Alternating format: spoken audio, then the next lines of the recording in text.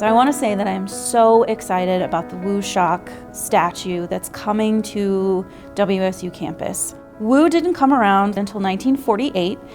He was actually the result of a contest in the Sunflower newspaper.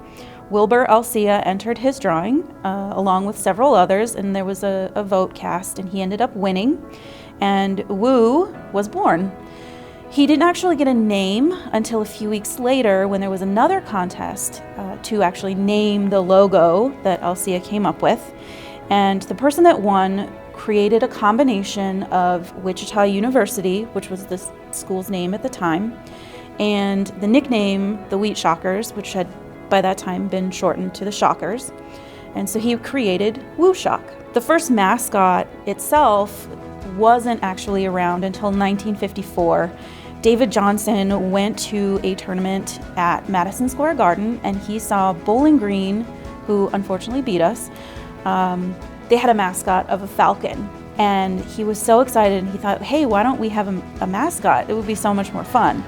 So he went home, and with the help of his mom and about $20 in supplies, he came up with the very first WuShock costume. Since then, there's been a lot of official and unofficial tweaks that have taken place to Wu over the years. The most recent, most well-known would be when Wade Hampton was asked to redesign the logo, and he actually removed the legs from WuShock, and so that became the basis for what we now have for Wu. President Hughes, I think, had contracted somebody to do a new WuShock drawing, to update it, because I don't think it had been updated since the 60s, the official logo. Alumni Association heard this and said, well, we've been working with somebody on this. What do you think of this one? Well, the feedback I got was, I love it, but he looks too mean. Can you make him friendlier? So I made him a little happier, and they approved it. And I said, well, and they said, get rid of the oval. And I said, okay, well, I'll put the, the wheat back in the legs. And they went, no, we're cool. And I thought, well, he doesn't have any legs. So at this point, I think, you're so used to seeing it, it doesn't seem weird. But at the time, it was very strange to only have half a mascot. And then Gene Stevenson had contacted us saying, I like the more fierce Wu. I want a baseball version of it. So then I designed the baseball version, and he has the original kind of angrier look on his face. The reason I'm telling all that is fast forward to now, when I got contacted by WSU saying that they wanted to kind of bring the legs back for this official sculpture. I was pretty excited. And I said, so are we doing, the skirt and the legs, or are we doing what the mascot's wearing? Sweatpants, I don't know what you call them, pants and shoes. And they said, well, we want you to do both, and then we're gonna decide. But they had told me, we really want your Wu to look like your Wu from the 90s, that's why we're coming. And I said, well, they wanted to be more fierce. They wanted to kind of embrace the play angry type of thing. And I said, well, I'm gonna base it off the baseball Wu, because it had the original, more fierce look. So the actual sculpture and the official drawing that I did for him was based kind of more off the WuShock from baseball. And then leg-wise, I think what really ended up coming out in the conversation with at the meetings was kind of embracing vintage Wu, which is why you're getting the sculpture that you're getting. Anyway, that's where that all came from. After it looked like it was going to get approved, I think I remember saying, does anybody know a bronze sculptor? And everyone said no, and I said, I did. Yeah, I got a phone call and asked if I'd be interested in making Wu 3D, and I was like, absolutely, that would be very much fun. So I just had doodles and all this stuff, and she had a bunch of great feedback. And I think the big thing we were discussing earlier that was what we were trying to fall into is we didn't want to redefine Wu too much, but we were trying to also kind of throw back to maybe the Wu that was from the 60s and a little bit of what I did in the 90s. But I kept saying to her, you got all the hard work because you got to make this thing work in 3D. But I think at that point, I had then gone on and done the official drawing that they signed off on. Then I kind of jumped right into doing some really small, roughed out, I think these are back here, these little roughed out versions of just trying to get the feel of what he would feel like if he was moving around it just kind of helps me to understand how an animal moves, if I know the bone structure, the muscle structure. So for me to make these little posable maquettes helps me to kind of put him in motion. As we've said many times, this is the first time WuShock's ever been 100% in a 3D environment. Right. So you get to kind of Right. invent things that never happened before. Right, and that prompted me to do a drawing of your sketch only at the full scale. So it's insane. Right. Yeah. So I drew it out to an 8.5 feet tall, which is when you count for some of the shrinkage that's going to happen. Right. It's going to end up at least 8 feet tall. Might be a little bit more than that, but he's big. His face is big. He's big and exciting. His face is almost 3 foot across. Yeah. Yeah, I'm super stoked. I mean, because as you're seeing in there, and especially seeing that drawing, which is actual size, it's going to be pretty insane. And it's going to be real fun to stand in front of that for the first time, you know, outside and really. And the cool thing I got to say at Wichita State, they kept saying fierce, aggressive, which is super exciting because I could see most universities going, oh, it's get too crazy.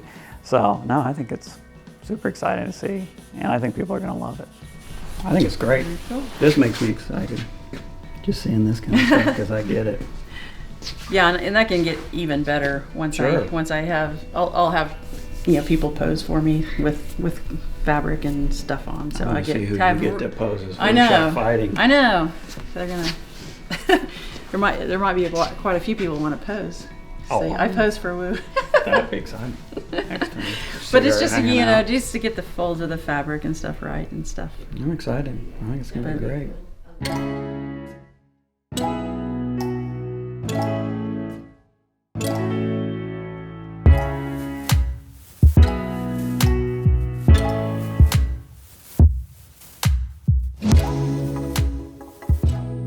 I started thinking that there should be a WuShock statue on campus, and so I had this vision of this big bronze statue of the WuShock that everybody would gather around and create some excitement.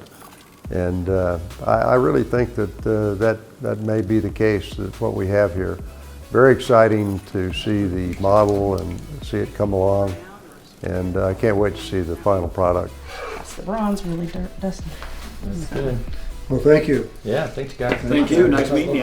After we met with Connie and she had the time to create a small scale version of the new WuShock statue out of clay, she brought that over here to the NIAR labs where we have the reverse engineering tools to be able to take that model, the small scale model, 3D scan it in a very high resolution. After that, we go in and we clean up the model and increase its size to the full 8-foot sculpture size.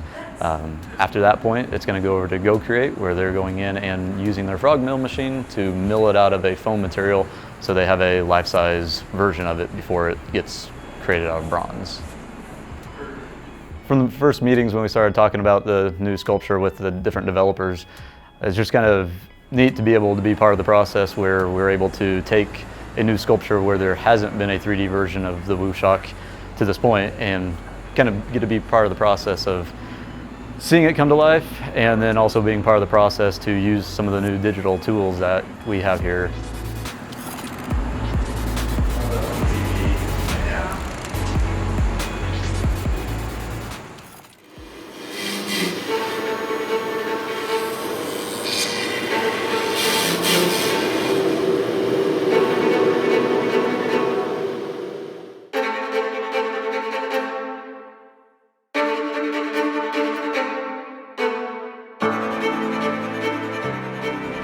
There's maybe 30 pieces to this statue. Connie's the one that made it for us. So she sculpted it, had it scanned down the hall at NIAR. We got the 3D model, blew it up, tore it to pieces, milled out those pieces, and now we're going to piece it all back together.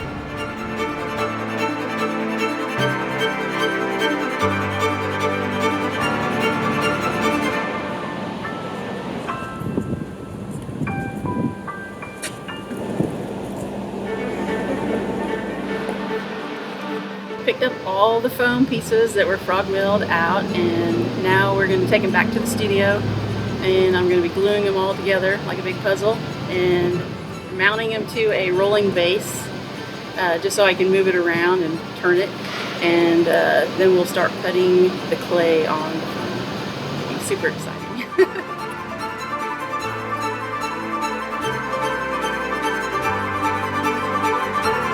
So I brought the pieces here to the studio, and I started to glue them together around armature because of the weight of the foam, but also because of the weight of the clay that's going to be going on the foam, and the weight of the mold that we'll be making from, on top of the clay. They'll just need to be added support. So we added these posts, and then I just started gluing it together and adding dowels and just reinforcing it so he's super strong.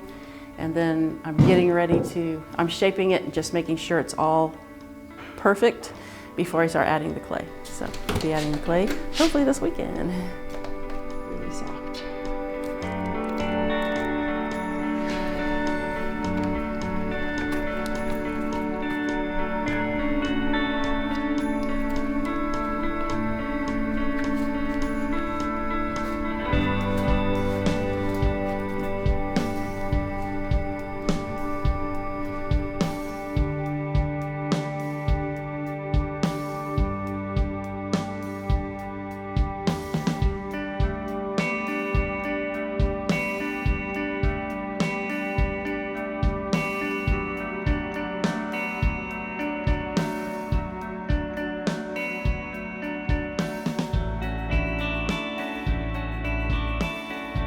So the clay model is all finished now, and we got it all approved by everybody.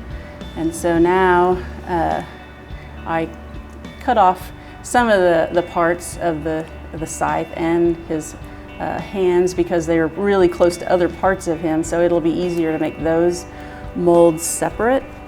And then now I'm starting the very first layer of the silicone mold. So it's just a 2-part silicone rubber. Sets up in about 20 minutes, fully cured in about 6 hours. And I'll just keep building up layers. It's going to take at least 5 to 6 layers of mold material to get it all thick enough and to get all the undercuts filled in. I'll put 2 coats on, and then I'm going to actually add the shims. And the shims are the dividing parts where the mold is going to come apart. And then I'll continue with the molds and go with the mold material over the shims as well, and they'll just become part of the molds. But yeah, I've been talking to the foundry, and they are very excited about getting him. And they've already started making a platform to put it together on. So I've removed all of the Plasti-Paste mother molds so that the hard part has come off, and now this is the silicone that I'm finishing cutting off and laying those pieces into the mother molds, and then they will be done and ready to go to the foundry. So looking forward to loading them up tomorrow into the van and taking them down to Texas.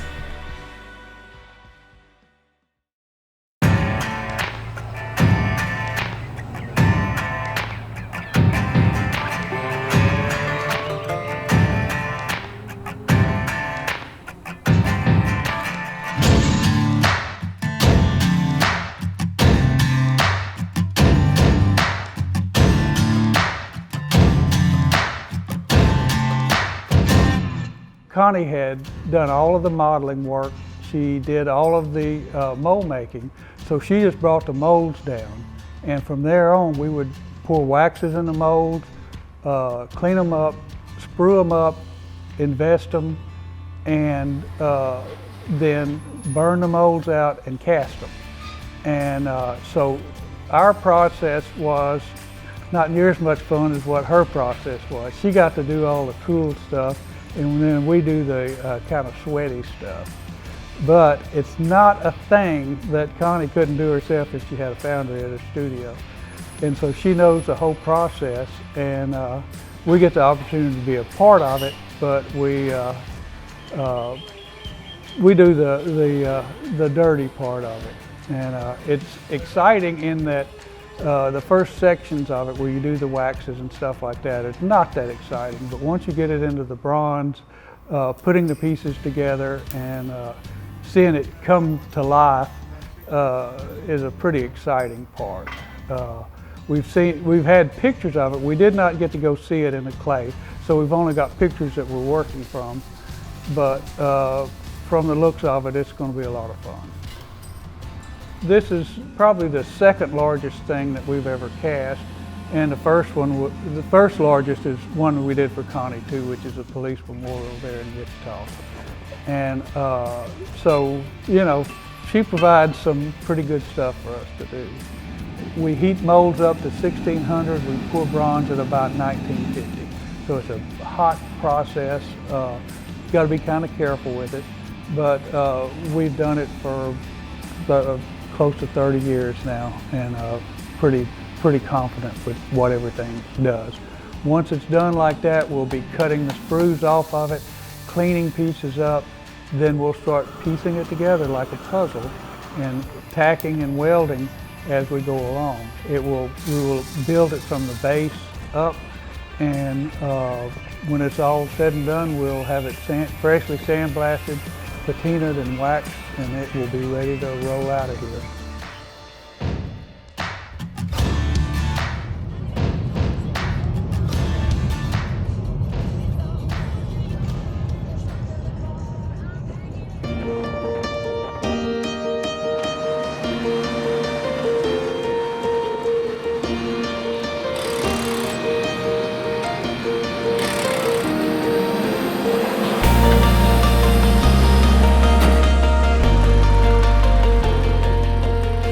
So we brought WuShock in last week, and everything went really smoothly. Usually there's a hitch, and there wasn't. Everything went really, really well, and we got him with a big crane and got him lowered down and put him in place, and he is hiding right now underneath of a curtain, but he is busting to get out, and I'm super excited to show him to everybody.